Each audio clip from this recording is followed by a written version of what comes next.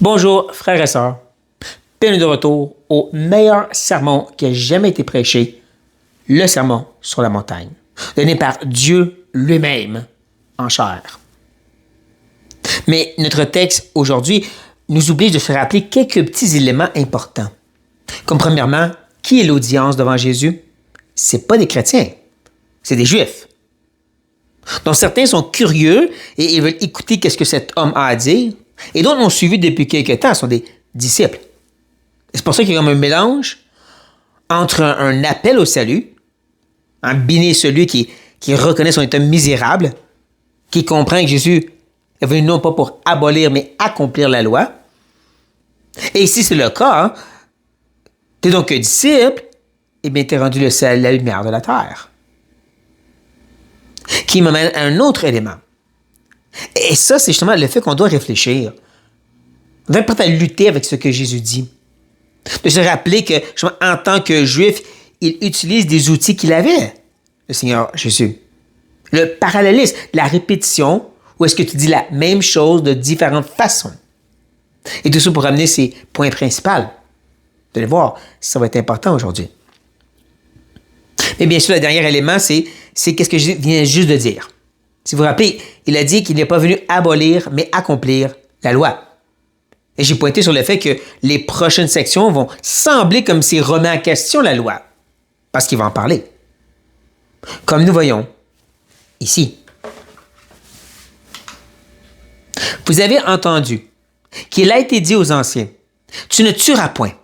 Celui que tuera mérite d'être puni par les juges. » Tout de suite en partant, ça devrait vous frapper que Jésus ne dit pas « il est écrit », comme il fait avec Satan. Il est en train de citer la loi, pourtant il dit « vous avez entendu qu'il a été dit aux anciens ». Oui, parce que la culture juive, c'était de bouche à oreille. C'était de génération à génération, des parents aux enfants. C'était pas autant on lit la Bible chacun de notre bord que les parents, les gens plus matures, devaient enseigner les plus jeunes. Et c'est moi rappel aussi bien pour nous. Parce que le Nouveau Testament nous enseigne la même chose. Ceux plus vieux, ceux qui sont parents, doivent enseigner les plus jeunes dans les voies du Seigneur, ou faire des disciples, les enseignant toutes les choses que Jésus a données. C'est un appel pour nous, si nous sommes un peu plus matures dans le Seigneur. Mais bon, on prend note que c'est pas « il est écrit », mais plus « vous avez entendu dire ». Parce que, même si Jésus ici, il cite, désolé, un des commandements, « tu ne tueras ou ne commettras pas de meurtre », il va ajouter que la punition de ce meurtre, c'est d'aller au juge. Maintenant, vous pouvez lire la loi et vous allez voir que c'est pas là. Premièrement, quand il cite les 10 commandements, les 2 fois que ça arrive, jamais ça donne la conséquence immédiatement. Voici quoi faire. Voici le jugement à apporter. Et plus tard, quand ça parle de jugement, ça parle de lapider ou de retrancher ou mettre à mort quelqu'un. Mais les amener par les juges, qui sont punis par eux, c'est pas là. L'idée est là. Et donc, de bouche à oreille, c'est à partager. Mais c'est pas exactement ce qu'elle doit dire. Déjà, ça nous montre que Jésus, il veut vraiment parler au peuple devant lui selon leur réalité. Et je trouve que c'est intéressant qu'il parle justement des juges ici. Prends note, on a une poche. Comme je dis, c'est pas dans la loi, mais ça a l'air important pour Jésus. Parce que là, maintenant, il va faire un peu comme son Moïse. Sauf que c'est un Moïse qui est incarné en tant que Dieu. Parce qu'il va lui-même ajouter « Mais moi, je vous dis que quiconque se met en colère contre son frère mérite d'être puni par les juges. Que celui qui dira à son frère « Raka » mérite d'être puni par le Sanhédrin. Et que celui qui lui dira « Insensé » mérite d'être puni par le feu de la géhenne. » Comme je dis, Jésus va au-delà que Moïse qui a dit « L'Éternel a dit ». Jésus dit « Moi, je vous dis ». C'est autoritaire, comme s'il serait lui-même la loi. Mais bon, c'est cette répétition qu'il donne. C'est ces 3 éléments. Est-ce qu'il donne 3 catégories de péché? Une sorte de colère, un autre de colère et un autre? Et 3 sortes de conséquences, comme certains des fois le présentent. Un péché qui va de pire en pire et des conséquences de pire en pire? Je ne le crois pas. Non, comme j'ai dit, je crois que Jésus fait de la répétition parallélisme. C'est 3 fois la même idée, juste présentée d'une autre façon. Surtout quand tu prends note de cette idée que les juges vont les punir. Ensuite, il parle que c'est le Sanhédrin. Le Sanhédrin, c'était les chefs religieux qui jugeaient le peuple. Donc, c'est comme s'ils répètent la même chose. Un peu comme il parle de cette colère. Qu'est-ce que tu fais dans la colère? Eh bien, tu cries après ton frère. Raka, simplement, ça veut dire tête vide. Tête de linotte. Tête de roche, plus exactement. Et je pense que c'est toujours ça l'idée quand il parle justement que je vais te traiter d'insensé. C'est dans la colère. L'idée, c'est que tu te mets en colère, qui peut s'exprimer de différentes façons, sans aller au meurtre, et que tout ça va avoir une punition. Comme je dis, c'est la répétition. Jésus le fait lorsqu'il restaure Pierre. Rappelez ce moment quand il lui dit « Pierre, m'aimes-tu agapé? » Pierre répond « Je t'aime philio. » Et là, on dit « Ah, c'est pas le même amour. » Oui, c'est des synonymes pour amour. C'est vrai qu'ils n'ont pas la même définition, mais il faut comprendre que dans ce temps-là, agapé, c'était très peu utilisé. Philio, c'est un amour de fraternité qui dit « T'es mon frère, t'es mon ami, je suis prêt à mourir pour toi. » Donc, Pierre répond ce que lui connaissait. Mais plus encore, Jésus dit ensuite « Paie mes brebis, paie mes agneaux. » C'est-tu 2 types de disciples différents? Tu as les brebis en haut et les agneaux en bas? Non. Il veut dire la même chose. Même que le mot « paître », c'est pas le même d'un à l'autre. De façon de nourrir les gens? Non. Il fait de la parallélisme. Il répète la même idée différemment, comme il fait ici. Maintenant, le fait qu'il revient sur l'idée des juges, représentés par le Sanhédrin, et ensuite, ultimement, par le juge qui l'envoie en enfer. Tout un saut, ça, n'est-ce pas? Surtout pour le fait qu'il l'a traité d'insensé. Parce que, comme je dis, Jésus est en train de pointer vers quelque chose ici. En train de dévoiler une réalité face à la laideur du péché, qui va au-delà de l'action seulement, qui est exactement comment eux comprenaient les choses. Tant que tu ne commets pas l'action, c'est correct. Jésus dit non, ça c'est faux. Pas pour rien qu'il a commencé en disant justement de ressentir ta misère, de mener deuil sur ton péché. Et là, tu vas vraiment être béni.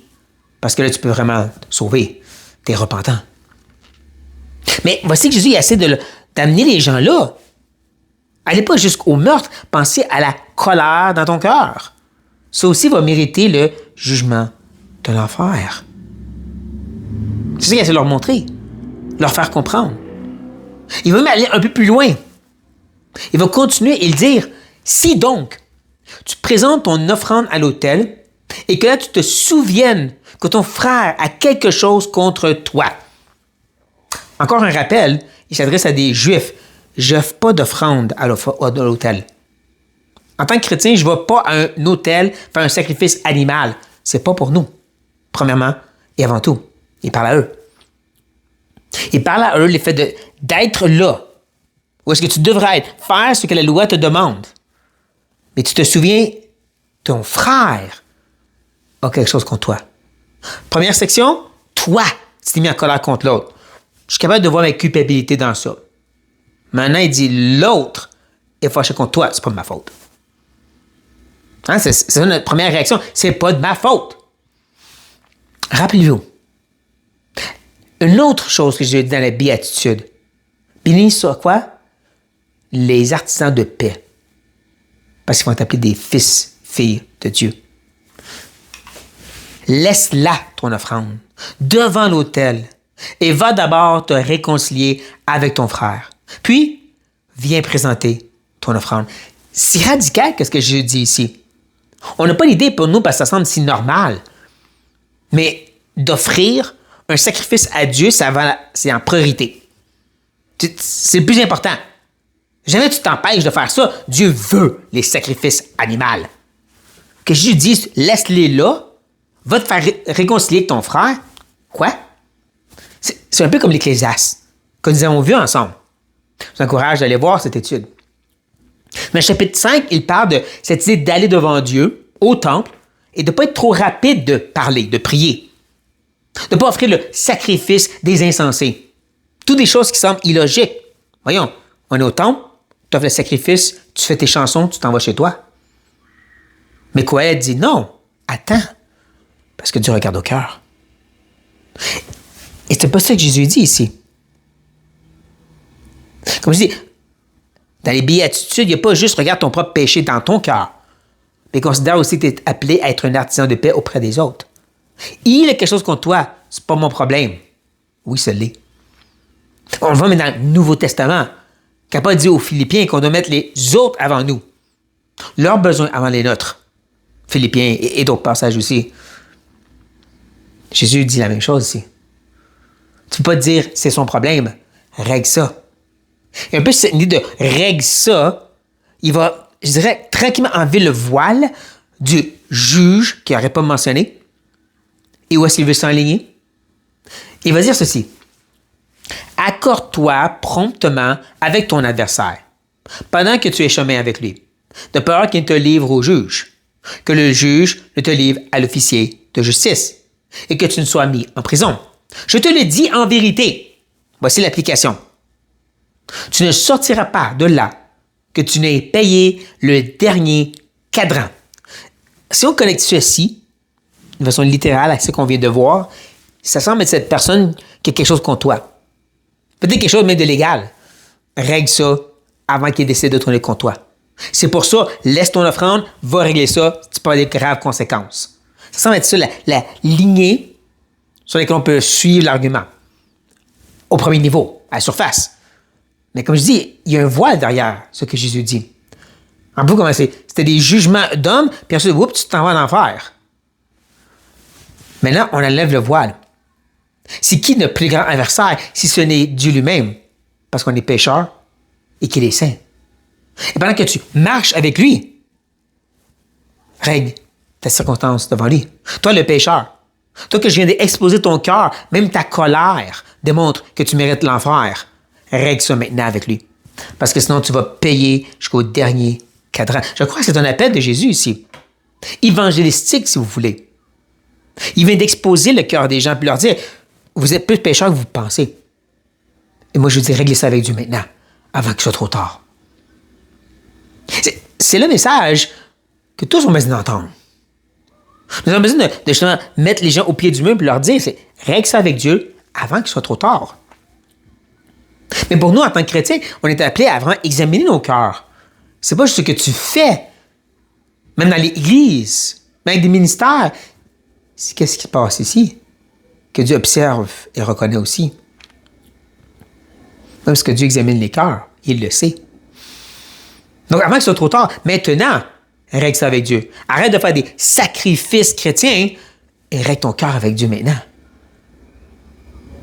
Combien d'histoires qu'on a entendues dernièrement, de grands hommes de Dieu qui ont tombé parce qu'ils ne réglaient pas leur cœur devant Dieu. Ils faisaient des bonnes choses visuellement parlant, mais leur cœur. Prenez au sérieux, frères et sœurs, ce que Jésus nous dit ici. Sur cette note, soyez bénis.